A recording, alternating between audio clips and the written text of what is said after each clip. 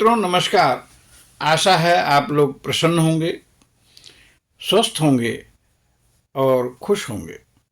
आज का सत्संग है कि जरा और मरण से मोक्ष पाने के लिए क्या करें। जब शिष्य ने ये पूछा कि जरा और मरण से मोक्ष पाने के लिए क्या करें, तो गुरु ने कहा, जरा यानी वृद्ध होना और मृत्यु यानी शरीर का छूटना, ये भवरोग कहलाते हैं। इनसे छूटने के लिए भगवान कहते हैं, मेरे आश्रित होकर यत्न करो। ऐसा करने से तुम संपूर्ण आध्यात्म यानी जीव तत्व को और कर्म के तत्व को जान लोगे।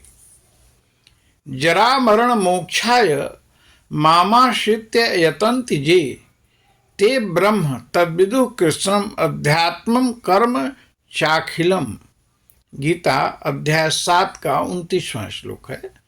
वास्तव में जरा यानी मृत्यु को देखना, इससे क्या मतलब है? इससे मतलब है कि शरीर के साथ मैंपना का होना। जैसे ही ये मैंपना छूटा, वह जरा और मृत्यु से आजाद हो जाएगा।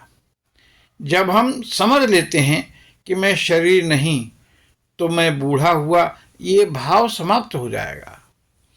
मैं आत्मा हूं और आत्मा की जरावस्था नहीं आती, तो हम वृद्ध नहीं हो सकता। यह जो वृद्ध दिख रहा है वह शरीर है और मैं शरीर नहीं हूं। मैं आत्मा हूं, आत्मा की मृत्यु भी नहीं होती। ये भाव दृढ़ करें तो आप देखेंगे कि मर तो शरीर रहा है, लेकिन मैं उससे निर्लेप हूं, आत्मा हूं और उसका एक अंश हूं परमात्मा का। एक तो मुझे तो अंशी से परमात्मा से सागर से मिलना है। जैसे नदी सागर से मिल जाती है, वैसे ही यह आत्मा उस परमात्मा से मिलकर पूर्ण परमात्मा हो जाता है। मैं आत्मा बूंद हूं।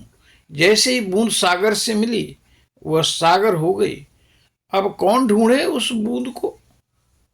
यही कि मैं आत्मा हूं, शरीर नहीं। आत्मा को तत्व से जानना है, इसलिए हम आध्यात्म को जान लेते हैं। वह कर्म तत्व को जान लेता है।